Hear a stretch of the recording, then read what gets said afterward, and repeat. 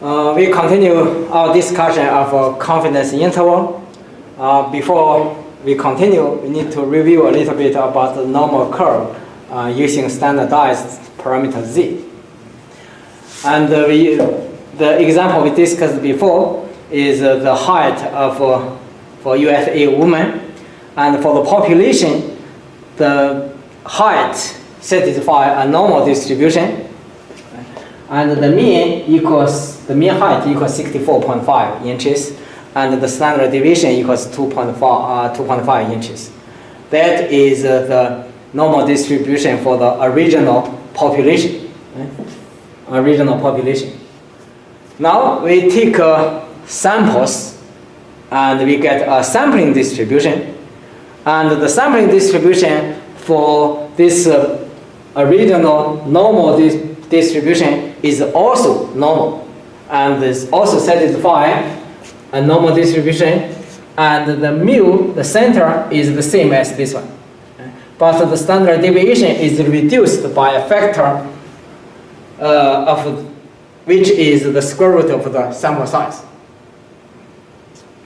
And we can standardize any absolute numbers here by the z-score, and the z-score says x bar. Why we use x bar? In the first chapter we mentioned in the first chapter it says z equals x minus mu divided by standard deviation. So everybody is already very familiar with this. But in this chapter, because we are discussing samples, so this one is no longer a population member. It is a random sample, and we are interested in the sample mean. So that's why this is x bar here.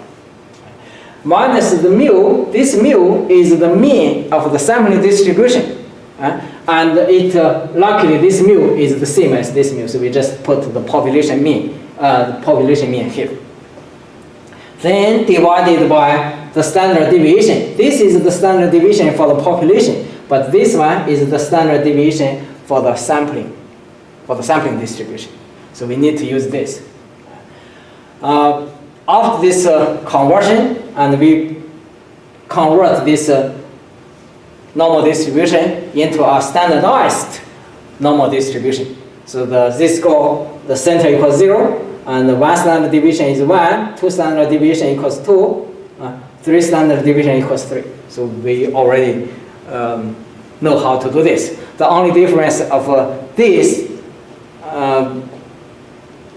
than what we discussed before is we need to use the mean of the sample here, and also this part is important. This one is the mean, is the standard deviation of the sampling distribution. Okay. So this is the standard deviation of the sampling distribution. Last time we mentioned the confidence levels. We can see with 95% confident, or we can see with 80% confident. And we already know the confidence is C, is here, and it corresponds to the area of this. Once we know a C, we know this area, and that means we know this z-score at this point.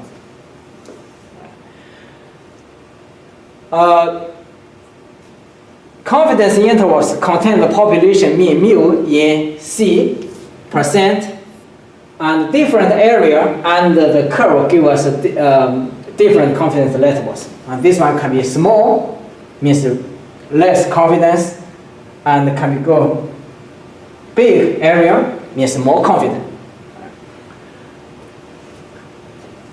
The z-score corresponding to this C, corresponding to this area, is we call this one as a z star. Okay? If you are given a C, then we can calculate this z star. So how to calculate this z star?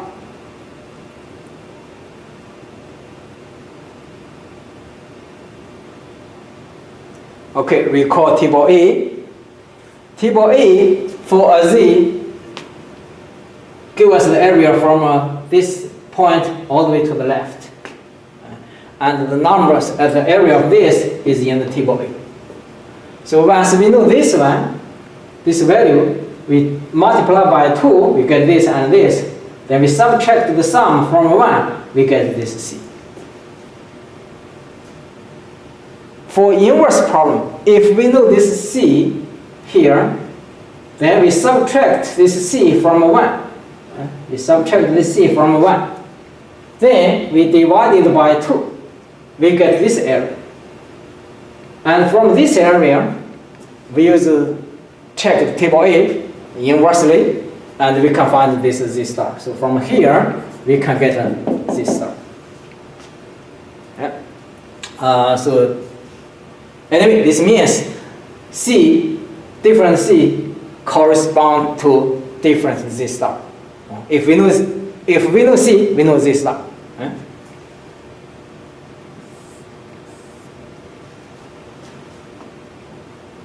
This star is related to the chosen confidence level C. C is the area and the standard normal curve between negative Z star to positive Z star.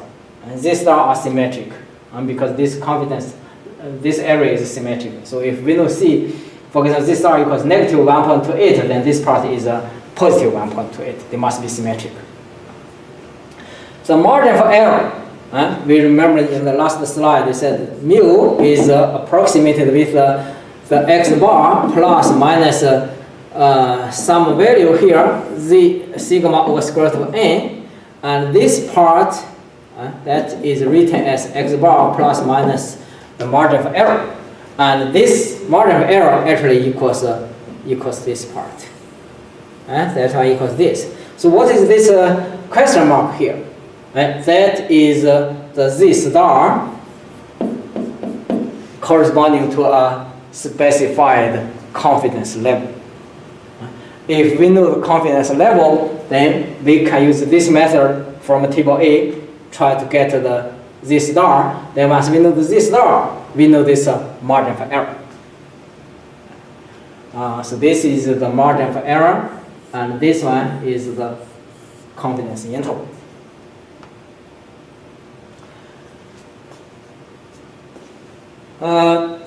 We have another table, it's called table D.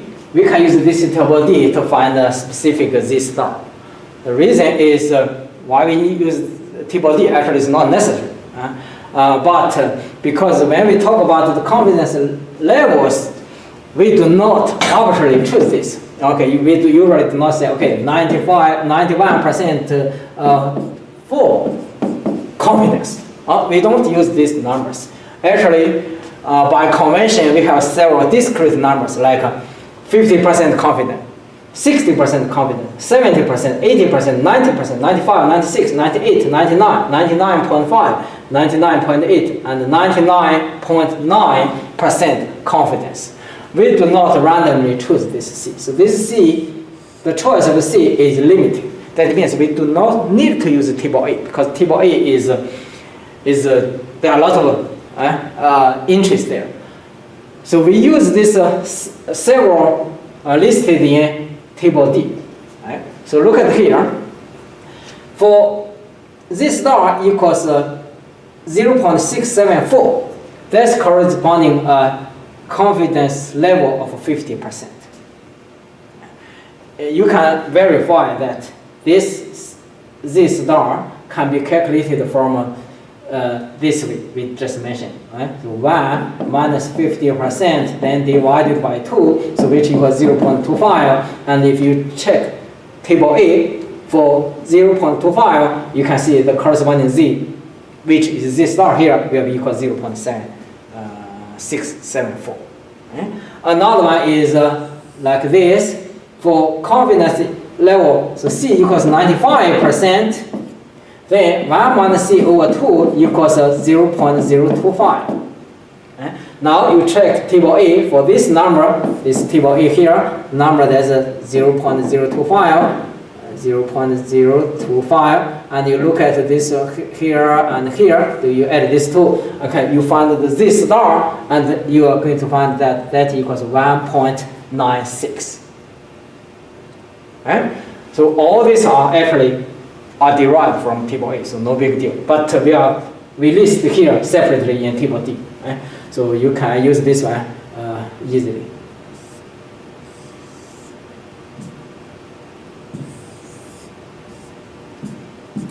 Alright, now we have example for an 80% confidence level C. So C equals 80%. C equals 80%. What is the margin for error? Let's see. This is 80%. So this one will be 10%. This one will be 10%. So you check table A, you can find this one equals negative 1.28. Or you directly from here, 80% is here. 80% is here. Then you can see this star is this one.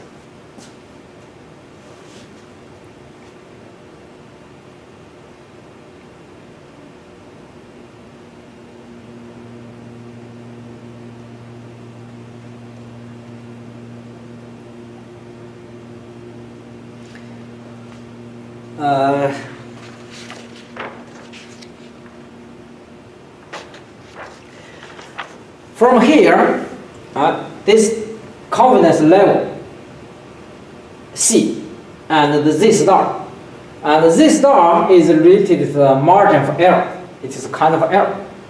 So we can find the relationship between the error and the confidence level.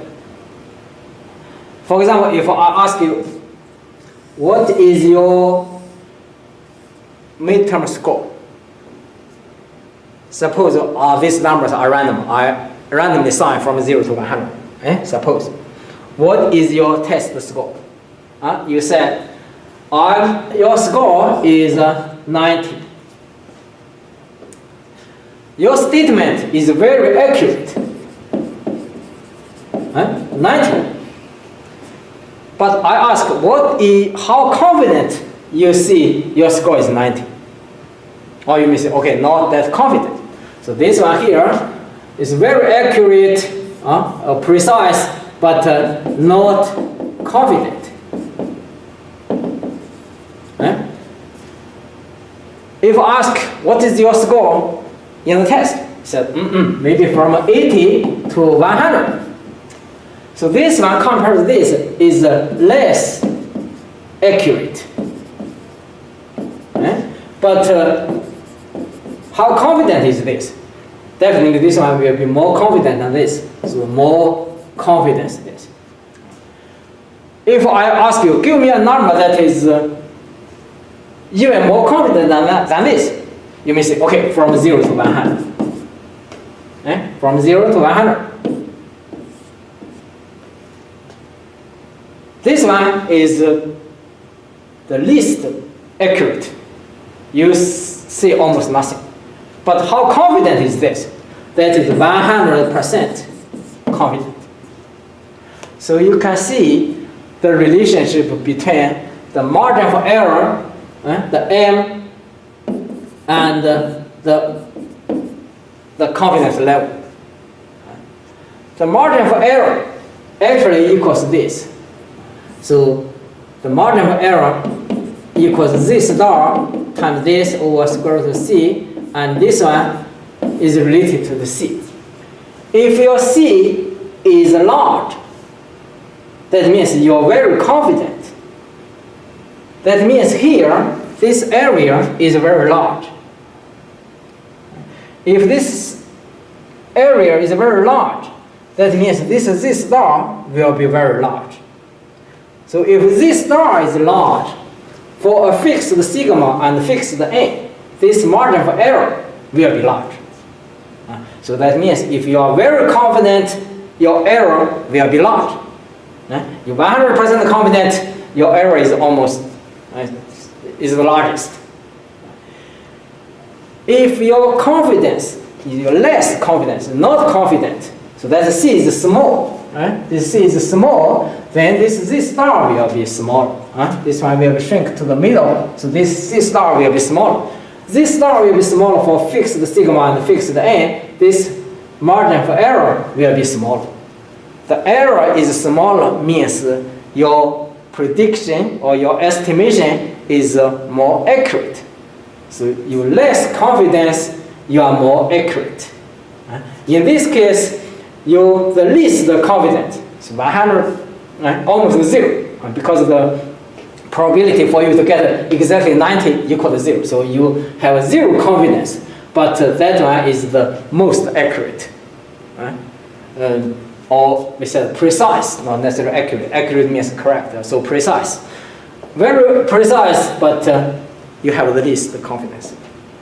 So from here, from this diagram, we should be easily understand the relationship between the precision of your estimation and the confidence level, or the Z star, or the margin for error.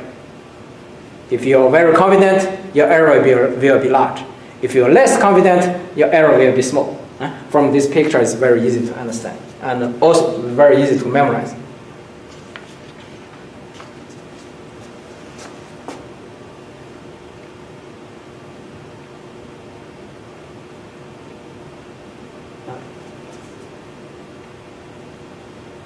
Okay, we already discussed this.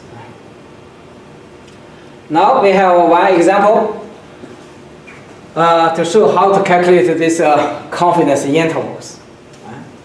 We have different confidence intervals for the same set of measurement. The problem is the density of bacteria in solution. Measurement equipment has a standard deviation sigma. This is the population standard deviation of 1 times 10 to the 6 bacteria per milliliter fluid. 3 measurements are taken. The first result is 24 times 10 to the 6. The second is 29 times 10 to the 6. The next one is 31 times 10 to the 6. And we know here the size n equals 3, because we have 3 samples. Sorry. In the sample we have 3. The sample size equals 3. We try to find the 96% confidence interval and 70% confidence interval. So we are discussing different confidence intervals for the same experiment. To find a confidence interval, recall we discussed the confidence interval means to predict, to estimate the mean of the population. It will be within the mean plus minus Z star times sigma over square root of A. This is the formula. So what I need you to do for this kind of problem is you need to write this first, then just try to find out all these numbers, then plug in, you get the result. You cannot just give me an interval somewhere to somewhere. You need to use the formulas. So definitely the first one we need to find the mean of the sample. We have 3 here, so 24 plus 29 plus 31, then divided by 3, that equals 28 times 10 to the 6. So x bar equals 28 times 10 to the 6. The next one is we are given this sigma equals 1, and n is given here 3. So we only need to find the Z star. Z star, recall the diagram in the last slide, corresponding to a confidence level. Right? So we have 2 confidence levels here. The first one is 96%. The second one is 70%. So we need to do one by one. Right? So for 96%, so this equals C. Right? Now let's look at the table D. C equals 96%. So 96% is here, and the corresponding Z star equals 2.054. So this one corresponding C equals 0.96. This one equals 2.054. So Z star equals this from table D, and so this is table D, and this one equals x bar here, calculated from this one equals n. So we have everything in this formula. So that equals 28 plus minus this one times this divided by this equals 1.19. So maybe we should write like this. Then times 10 to the 6 bacteria per minute. So this gives us a confidence interval for 96% confidence level. Right, the second question is, what is the 70% confidence interval? Right? Compared to this, the only difference is C equals 70%. All others are the same from the same experiment. So let's go to table D again. For 70%, okay, it's here, and the corresponding Z star equals 1.036. Right? So Z star equals 1.036. And this part is the same because it is the same experiment, same sample. And this n, same size here. So this is n, this is x bar. Everything is the same except this star because they correspond to different C levels, confidence levels. So this one equals this plus minus this times this. Okay. Now let's comment a little bit. We can see in this one here we are more confident because we are 96% confident, and that one equals 28. So if we draw this, 28 is here. This will plus, so 28 is here, minus 1.19. So that is like 26 something, and this one equals 29.19 something. So this gives us 96% CI. And for this, it's still from the same 28. So same here, then plus minus 0.6, so it's equals here. So this confidence level is this. So that means in here we estimate the mean of the population is within this range. And in this example, we said the mean of the population is within this range. So obviously this one is more precise. But we have less confidence. We are not quite sure, but I can estimate more precisely. And this one is more confident but less precise. So we use this example to show how to calculate the confidence interval and also verify that the relationship between the confidence level and the margin of error. So this is the margin of error. This is the margin of error.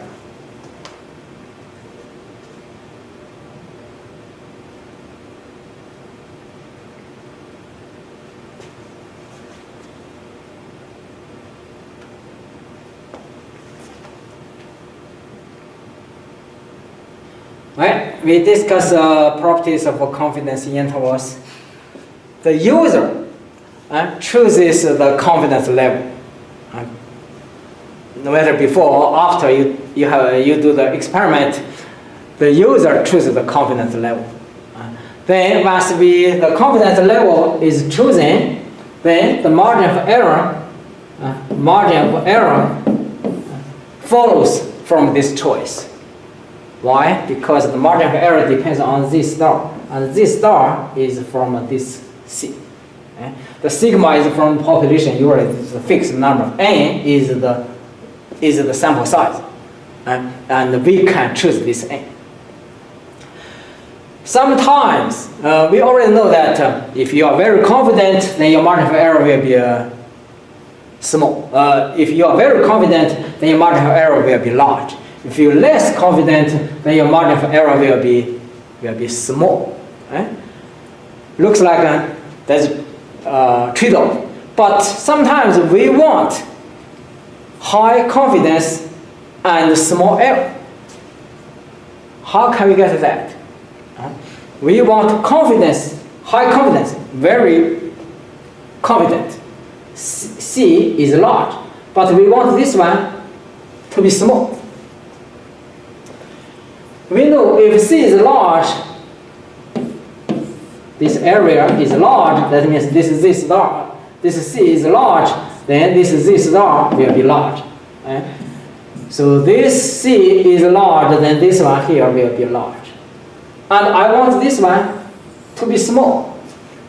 And this sigma is a fixed number. That is the property of the population. We cannot change. Okay, the only thing we can change is n. Right? This increase. If I increase this one even more, then I can still make this one small. Right? So that is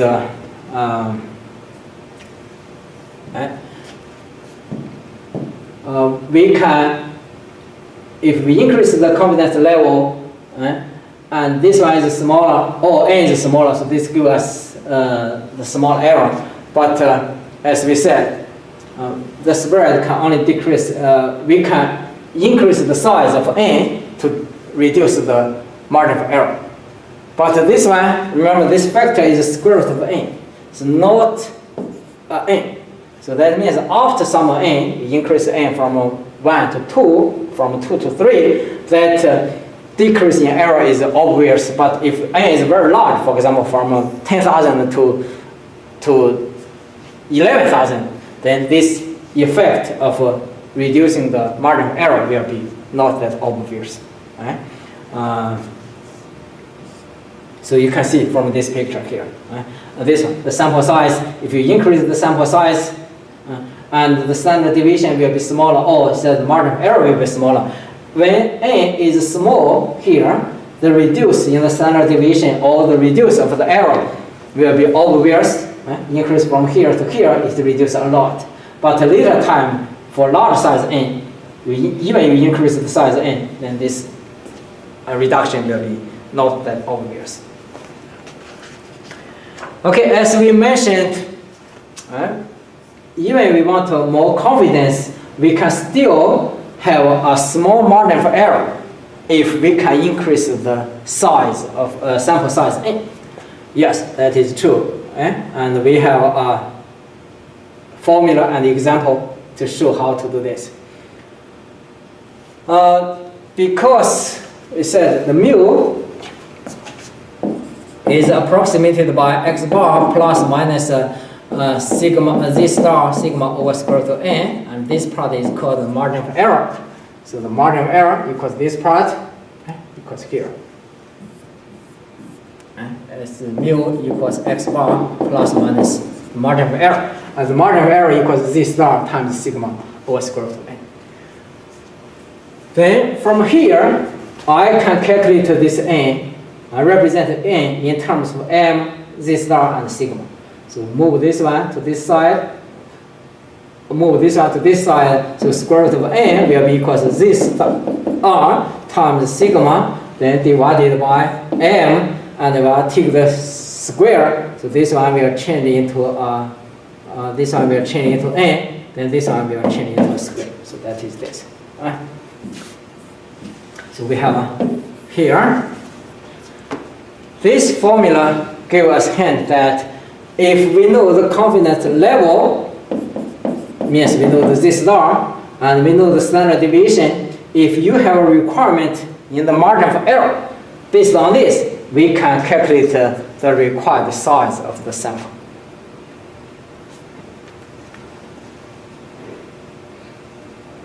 Okay, now go back to the example of we just discussed. We calculated the margin, the confidence interval for two different confidence levels. Looks like we have more confidence, then it's less accurate, less precise. But if I want more confident, but I still want the margin of error to be small, means more precise, I need to change the size of the sample. Right? In this example, the sigma keep the same, and I want the margin of error to be as small as 0.5 times 10 to the 6, and with a very high confidence level. Remember in the last example, for this 96, this one will be equal to 1.16. Now we want this almost the same, but this one is much smaller, almost less than half of the error. Then we want to determine the sample size. That's easy. We just plug into here. For 95%, again we go to table D. For 95%, table D is here, 95% is this, so this star equals 1.98. Sorry, 1.96. Right? So this is this star, and the given standard deviation of the population equals 1 times 10 to the 6. The required margin of error equals 0.5. So we plug all these numbers, then square it, we get n equals 15.36. Now here we need to, right? So you may say, okay, this one equals 15. Right? This one is not correct, right? Because if you use 15, then your margin for error will be a little bit larger than 0.5. Here we require at most this one. So that means you need to use the next integer. So we need to use 16. Right? So no matter what you have here, you always use the next. You cannot round off. You need to use round up. Right? So always round up. Even you have 15.003, you still need to use 16. Otherwise, your requirement will not be satisfied.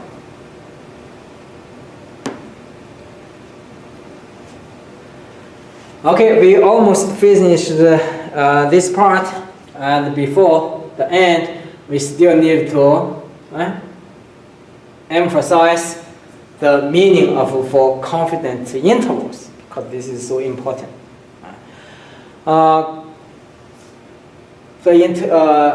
interpretation of confidence intervals, the conditions under which an inference method is valid are never fully met in practice.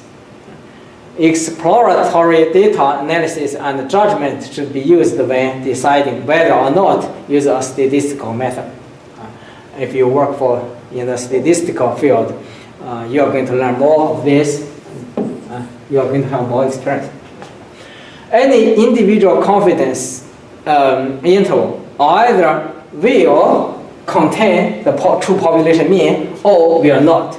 So this one will be 100%, this one will be 0% probability. There's no way we said, okay, 95% probability it contains the true population.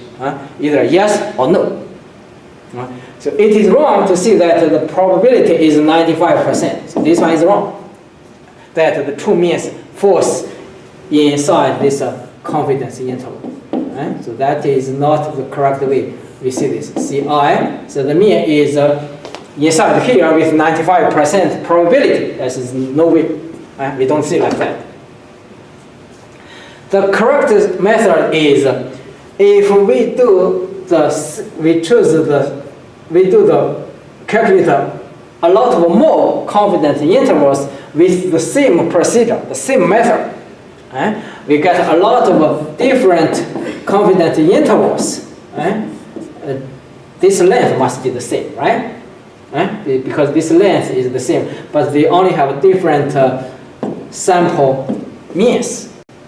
If we do a lot of these confidence intervals, C%, or in this example, 95% will contain the true population mean. That is the correct way to interpret the confidence intervals. Before we stop, let me give you a question. Suppose 80%, I'm 80% confident that your midterm score will be from 70 to 90, for example, like this. Usually we take the ACT or SAT score. You have in your score report, you're going to have like this confidence level. Right? So 95% confident that your score will be from here to here. What's the meaning of this? You have 80% probability that your score is within this range, right? Okay, no, that is not correct. What does that mean? Follow these steps to think about this.